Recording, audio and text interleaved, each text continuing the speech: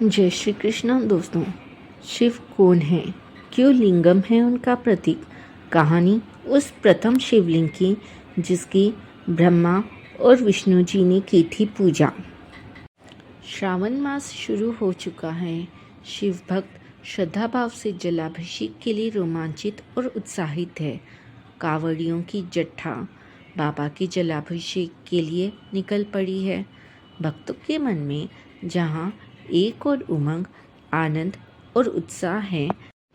बात अगर शिवलिंगम की उत्पत्ति की हो तो सबसे पहले यही जान लेते हैं कि लिंगम क्या है। असल में लिंग पहचान करने वाले चिन्ह को कहते हैं। आकृति जाति लिंगाख्या। शिव पुराण में जिक्र आता है कि सबसे पहला लिंग ज्योति स्तंभ स्वरूप है जो प्रणव यानी कि ओम कहलाता है। यह सूक्ष्म लिंगम प्रणव रूप तथा निष्कल है। इसके अलावा यह संपूर्ण ब्रह्मांड ही स्थूल लिंग स्वरूप है। शिवलिंग की आकृति ही ब्रह्मांड की आकृति है। यह एक तरह से ब्रह्मांड का ही मानचित्र है। संपूर्ण जगत को ही लिंगभूत माना गया है। शिव जी की संपूर्ण लिंगों की कोई निश्चित संख्या नहीं है, क्योंकि यह समस्त पृथ्वी लिंग में है और सारा जगत भी लिंग में है। सभी तीर्थ लिंग में हैं और सभी प्रपंच लिंग में ही प्रतिष्ठित है। यह कहा जा सकता है कि जैसे भगवान विष्णु के अव्यक्त ईश्वर रूप का प्रतीक शालिग्राम रूप पिंडी है, वैसे ही भगवान शिव के अव्यक्त ईश्वर रूप का प्रतिमा लिंगम रूप पिंडी है।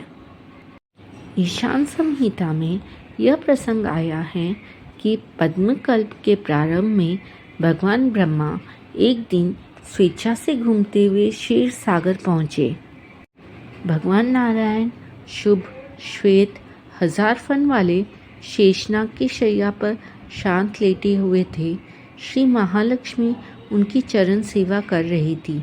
परमपिता ब्रह्मा को इस बात पर क्रोध आ गया कि मैं जगत पिता हूँ, उनके पास क्षीर सागर में आया हूँ और यह मेरा उचित सम्मान नहीं कर रहे हैं।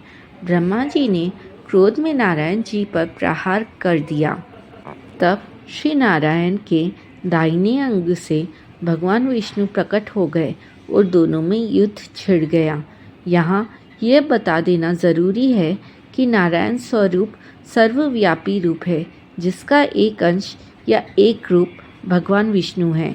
ब्रह्मा जी हंस पर और विष्णु जी गरुड़ पर बैठकर युद्ध करने लगे। ब्रह्मा जी ने पाशुपत और विष्णु जी ने महेश्वर अस्त्र उठा लिए। भगवान शिव ने यह देखा तो दोनों के मध्य अनादि अनंत ज्योतिर्मयी स्तंभ के रूप में प्रकट हो गए। यह फाल्गुन कृष्ण चतुर्दशी की रात्रि थी, जब देवादिदेव भगवान शिव करोड़ों सूर्य के समान प्रभाव वाले लिंगम रूप में प्रकट हुए और यही काल महाशिवरात्रि कहलाया। महेश्वर और पशुपत दोनों अस्त्र शांत होकर इस ज्योतिर्लिंग में लीन हो गए। ब्रह्मा विष्णु दोनों चौंके कि हम दोनों से भिन्न यह तीसरा तत्व कहाँ से प्रकट हुआ। इसके आदि अंत का पता लगाना चाहिए। जो भी इसके आदि अंत का पता लगा लेगा वही हम दोनों में श्रेष्ठ होगा। ब्रह्मा जी हंस वाहन पर ऊपर गए।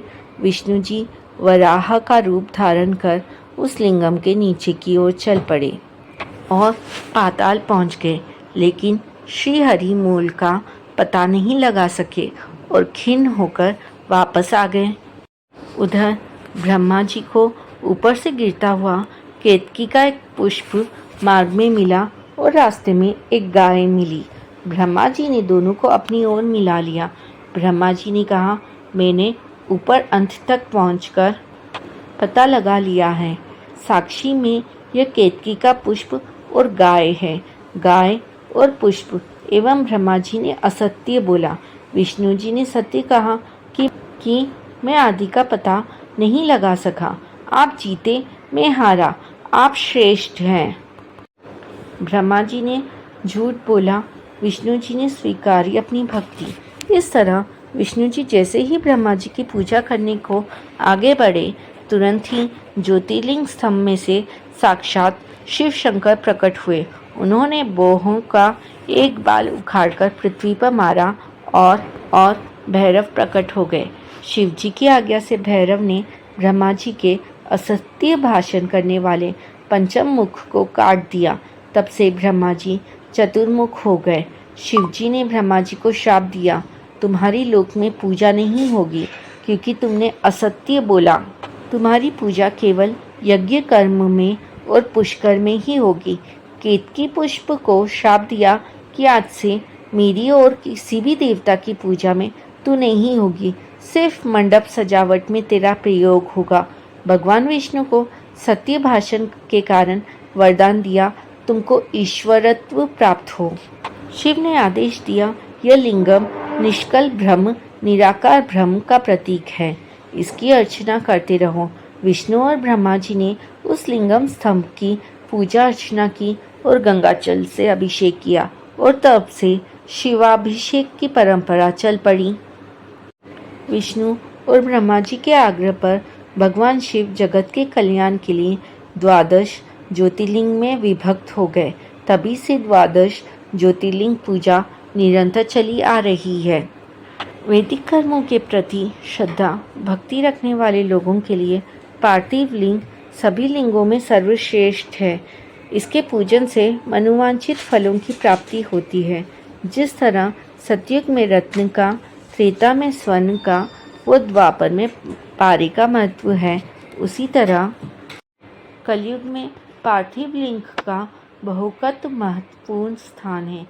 जिस तरह से गंगा नदी सभी नदियों में श्रेष्ठ एवं पवित्र मानी जाती है, उसी तरह पार्थिव लिंग सभी लिंगों में सर्वश्रेष्ठ है। जैसे सब व्रतों में शिवरात्रि का व्रत सर्वश्रेष्ठ है, सभी देवी शक्तियों में देवी शक्ति श्रेष्ठ है, वैसे ही सब लिंगों में पार्थिव लिंग सबसे सर्वश्रेष्ठ है। जय श्री कृष्णा। राधे राधे।